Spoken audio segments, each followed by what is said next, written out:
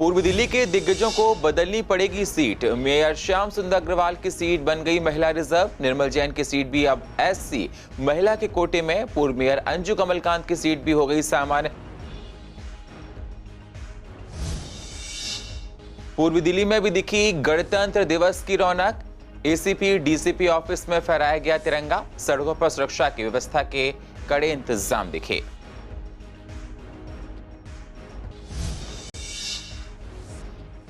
East MCD के सफाई कर्मचारियों को वेतन ना मिलने से हो रही हैं परेशानियां। अधिकारियों से 1 फरवरी तक का मिला है आश्वासन। मांगे ना पूरी होने पर हेड ऑफिस का करेंगे घेराव। पुलिस को मिली अहम कामयाबी। स्पेशल स्टाफ ने की है छापेमारी। छापेमारी के दौरान 4 सट्टेबाज गिरफ्तार। पुलिस ने नकदी सहित रजिस्टर किया बरामद।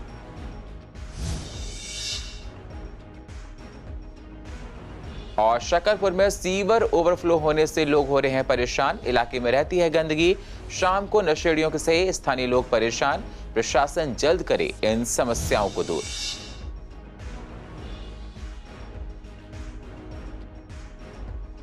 नमस्कार, स्वागत है आप सभी का सीसीएन में। सबसे पहले सीसीएन के सभी दर्शकों को गणतंत्र दिवस की हार्दिक शुभकामनाएं।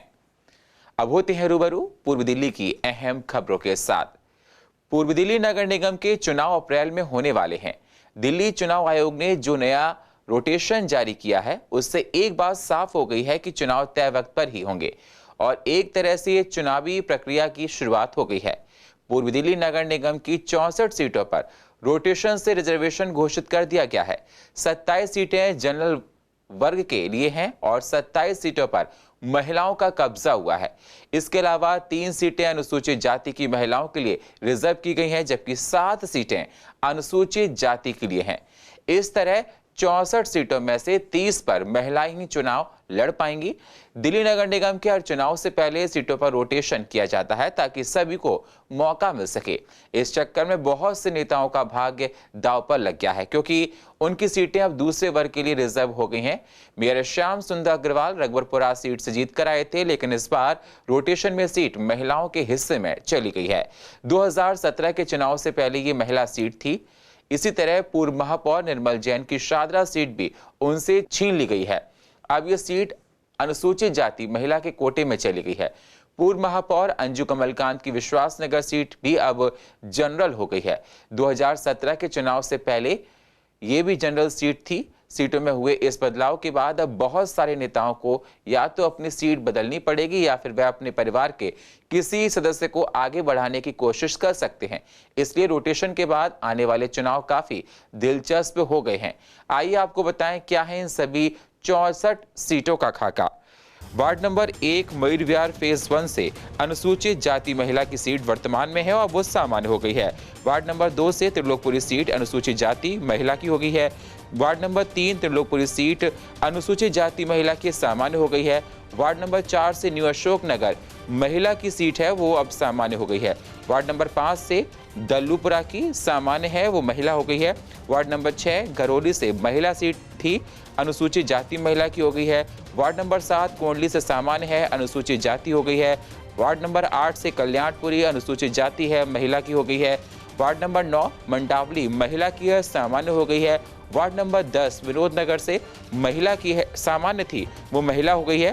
वार्ड नंबर 10 विनोद नगर से सामान्य महिला की हो गई है। वार्ड नंबर 11 से मयूर विहार फेज 2 महिला की अनुसूचित जाति महिला हो गई है। वार्ड नंबर 12 पटपड़गंज से सामान्य महिला की हो गई है। वार्ड नंबर 13 किशनकुंज से महिला सामान्य हो गई है। वार्ड नंबर 14 की सीट लक्ष्मी नगर सामान्य से महिला की हो गई है। वार्ड नंबर 15 शकरपुर महिला की वर्तमान में थी, अब वो सामान्य हो गई है। वार्ड नंबर 16 पांडव नगर सामान्य से महिला हो गई है। वार्ड नंबर 17 विश्वास नगर से अनुसूचित जाति महिला की, अब वो सामान्य हो गई है। वार्ड नंबर 18 आनंद विहार से महिला की सामान्य हो गई है। वार्ड नंबर 19 आईपी एक्सटेंशन सामान्य से महिला हो गई है। वार्ड नंबर 20 प्रीति विहार महिला से सामान्य हो गई है। वार्ड नंबर 21 कृष्णानगर से सामान्य से महिला सीट हो गई है। वार्ड नंबर 22 अनारकली महिला से सामान्य सीट हो गई है। वार्ड नंबर 23 गोंडली सामान्य से महिला सीट हो गई है। वार्ड नंबर 24 गीता कॉलोनी महिला जो वर्तमान में थी वो अब सामान्य हो गई है। वार्ड नंबर 25 शास्त्री पार्क सामान्य से महिला सीट हो गई है। वार्ड नंबर 26 कांतिनगर से महिला जो वर्तमान में थी वो सामान्य हो गई है। वार्ड नंबर 27 रघुवरपुर से सामान्य से महिला हो गई है। वार्ड नंबर 28 दिलशाद कॉलोनी महिला से सामान्य हो गई है। वार्ड नंबर 29 विवेक विहार से सामान्य से महिला हो गई है। वार्ड नंबर 30 की बात करें, झिलमिल महिला थी, अनुसूचित जाति की हो गई है। वार्ड नंबर 31 शादरा से सामान्य से अनुसूचित जाति महिला के लिए हो गई है। वार्ड नंबर 32 नंदनगरी अनुसूचित जाति से महिला के लिए। वार्ड नंबर 33 सुंदरनगरी अनुसूचित जाति महिला से सामान्य। वार्ड नंबर 34 न्यू सीमापुरी महिला के लिए थी, अब वो अनुसूचित जाति के लिए हो गई है। वार्ड नंबर 35 दिलशाद गार्डन सामान्य से अनुसूचित जाति महिला के लिए। वार्ड नंबर 36 अशोकनगर महिला अनुसूचित जाति के लिए हो गई है। वार्ड नंबर 37 रामनगर सामान्य थी, अब वो अनुसूचित जाति महिला के लिए हो गई है। वार्ड नंबर 38 रोहताश नगर महिला से, अब वो अनुसूचित जाति के लिए हो गई है। वार्ड नंबर 39 वेलकम कॉलोनी सामान्य से महिला के लिए हो गई है। वार्ड नंबर 40 मौजपुर से जो महिला के लिए वर्तमान में थी वो सामान्य के लिए हो गई है। वार्ड नंबर 41 चौहान बांगर सामान्य से महिला के लिए। वार्ड नंबर 42 सीलमपुर महिला से सामान्य के लिए हो गई है। वार्ड नंबर 43 गौतमपुरी सामान्य से महिला के लिए। वार्ड नंबर 44 भजनपुरा महिला से सामान्य के लिए। वार्ड नंबर 45 यमुना विहार सामान्य से महिला के लिए। वार्ड नंबर 46 गोंडा महिला से सामान्य के लिए। वार्ड नंबर 47 ब्रह्मपुरी सामान्य से महिला के लिए। वार्ड नंबर 48 सुभाष मोहल्ला महिला से सामान्य के लिए। वार्ड नंबर 49 करदमपुरी सामान्य से महिला के लिए। वार्ड नंबर 50 बाबरपुर महिला से सामान्य के लिए। वार्ड नंबर 50 बाबरपुर महिला से सामान्य के लिए। वार्ड नंबर 51 जनता कॉलोनी सामान्य से महिला के लिए। वार्ड नंबर 52 जौहरीपुर अनुसूचित जाति के बाद अब वो महिला के लिए हो गई है। वार्ड नंबर 53 गोकुलपुरी की बात करें, वो अनुसूचित जाति महिला की थी, अब वो सामान्य हो गई है। वार्ड नंबर 54 सबोली जो सीट है वो अनुसूचित जाति की थी, वो महिला के लिए हो गई है। वार्ड नंबर 55 हर्ष बिहार अनुसूचित जाति महिला के लिए थी, सामान्य हो गई है। वार्ड नंबर 56 शिव बिहार वो महिला के थी, अब वो अनुसूचित जाति महिला के लिए हो गई है। 57 वार्ड नंबर की अगर बात की जाए तो करावल नगर ईस्ट सामान्य थी, महिला के लिए। 58 मुस्तफाबाद महिला के लिए थी, अब वो सामान्य के लिए हो गई है। 59 की बात करें नेहरू बिहार की तो वो सामान्य थी, महिला के लिए हो गई। 60 सोनिया बिहार जो महिला की थी सामान्य हो गई है। वार्ड नंबर 61 करावल नगर वेस्ट सामान्य थी, वो महिला के लिए हो गई। 62 सादतपुर जो महिला के लिए थी वो सामान्य हो गई है। और 63 खजूरी खास सामान्य थी, वो महिला के लिए। और ward number 64 Shri Ram colony जो महिला के लिए थी वो अब सामान्य हो गई है। मैं दिल्ली चुनाव आयोग को बधाई दूंगा कि उसने मतदाताओं के साथ बहुत बड़ा न्याय किया है। आप ये देखिए कि जो अनुसूचित सीटें रिजर्व थी, उन्होंने अगली 11 सीटें, पहले 64 में से जमुना पार में 11 सीटें जो रिजर्व थी, अगली 11 सीटें कौन सी अनुसूचित मतदाता मैक्सिमम रहते हैं उनको रिजर्व किया। और इससे अधिक जो न्याय संगत काम किया कि आप ये देखिए कि पूरी की पूरी 64 सीटों में जहां पहले महिला प्रतिनिधि थे, अब वहां पुरुष प्रतिनिधि है, जहां पुरुष प्रतिनिधि थे वहां महिला प्रतिनिधि हैं, यानी 100% न्याय किया गया है रोटेशन की पॉलिसी के साथ। और जहां तक भारतीय जनता पार्टी का सवाल है, मैंने पहले भी कहा था कि भारतीय जनता पार्टी सीटों का क्रमबद्ध कुछ भी हो, लेकिन भारतीय जनता पार्टी के पास बहुत कैंडिडेट हैं और हम ही जीतेंगे, क्योंकि मोदी का नाम और केजरीवाल का निकम्मापन हमें ये जिताएगा। जो सीटों का नोटिफिकेशन कल किया है रोटेशन का, मैं समझता हूँ कि उन्होंने 2011 की सेंसस के बेस पे किया है और जो फार्मूला 2017 में अपनाया था उसी फार्मूले को लेकर 2022 में उसी फार्मूले के बेस पे ये रिजर्वेशन एससी सीटों का किया गया। हाई कोर्ट ने भी यही कहा था कि भी जो हाईएस्ट है उसको पहले करें और जो नंबर हाईएस्ट के बाद दूसरा तीसरा आता है उसी हिसाब से करें।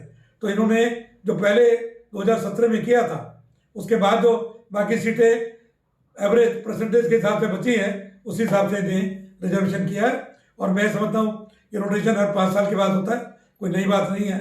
और जो रोटेशन जो भी हुआ है उसके मुताबिक सब पार्टियां अपने अपने कैंडिडेट लड़ाएंगी और चुनाव होगा। सबसे पहले तो मैं इलेक्शन कमिश्नर का धन्यवाद करना चाहूँगी, क्योंकि जो भी सीट को उन्होंने डिसाइड किया है सभी को ध्यान में रखते हुए उन्होंने ये डिसाइड किया है।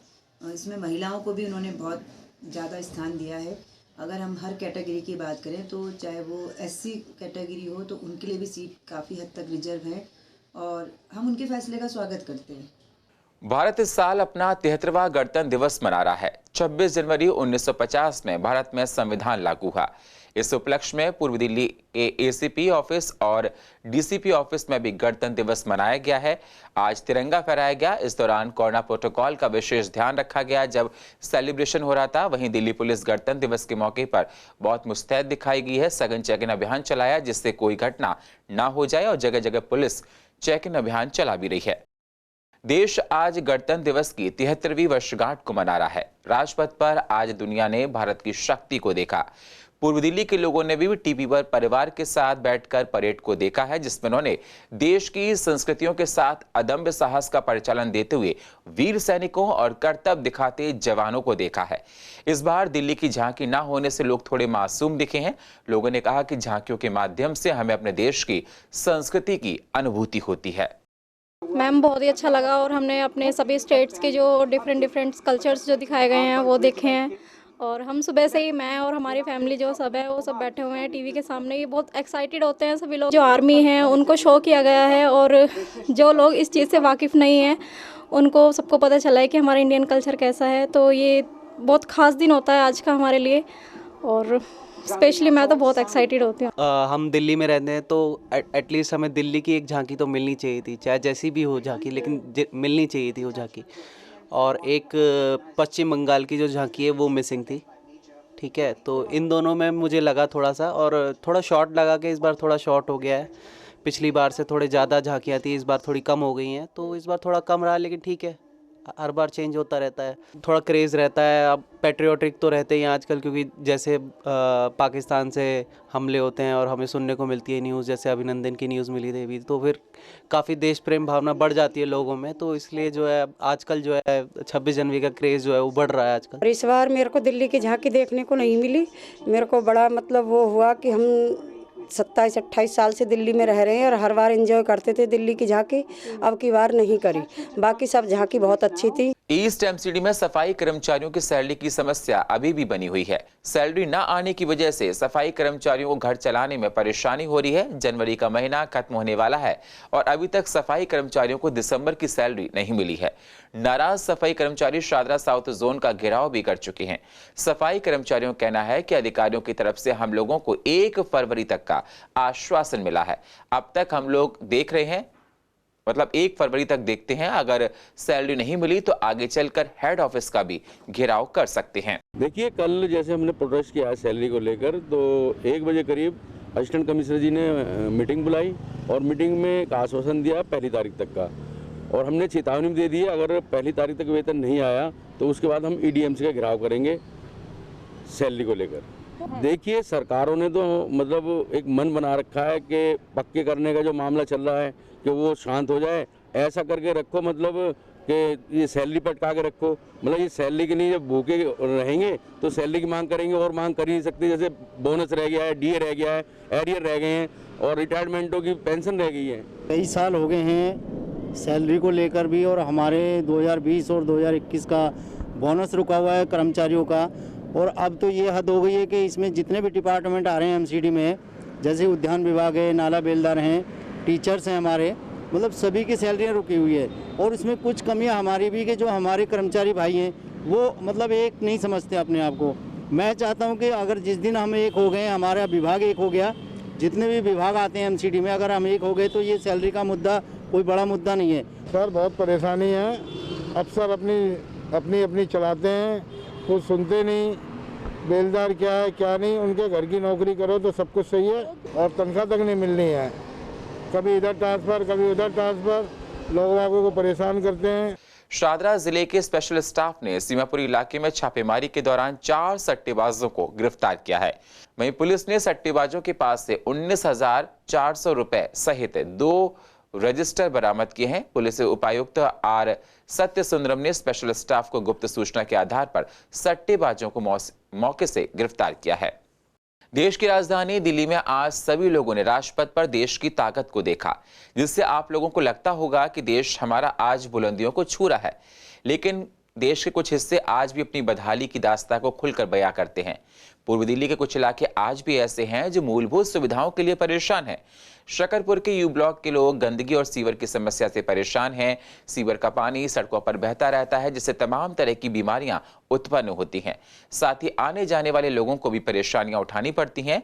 स्थानीय लोगों का कहना है कि खाली पड़े प्लॉट में लोग कूड़ा फेंक देते हैं। साथ ही गलियों में शाम के नशेड़ियों का जमावड़ा लगा रहता है, जिसकी वजह से आए दिन चोरी की वारदातें होती रहती हैं।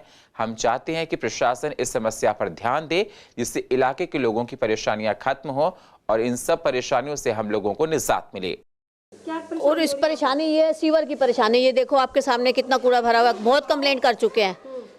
अभय वर्मा को भी हमने वीडियो भी भेज दी, नीतू त्रिपाठी के यहाँ भी चले गए, वहाँ भी बोल के आ गए, कोई इसकी सुनवाई नहीं हुई अभी तक। तो ये रेगुलर सफाई नहीं होती है? रेगुलर सफाई होती है, झाड़ू लगता है, कूड़ा उठता है, लेकिन ये जो भरा हुआ कचरा, ये हम यहाँ से निकल नहीं सकते। हमारे बच्चे हैं छोटे छोटे, और यहाँ देखो ये कूड़ा, सब किराएदार रहते हैं, ये सब इन्होंने कूड़ा फेंक रखा है, ऊपर तारों पे लटक रहे हैं कूड़े। इसका कोई सोल्यूशन हमें चाहिए बस। जब वोट लेने वाले आते हैं ना, वो तो बड़े हाथ भी जोड़ते हैं, पैर भी जोड़ते हैं, सब कुछ करते हैं।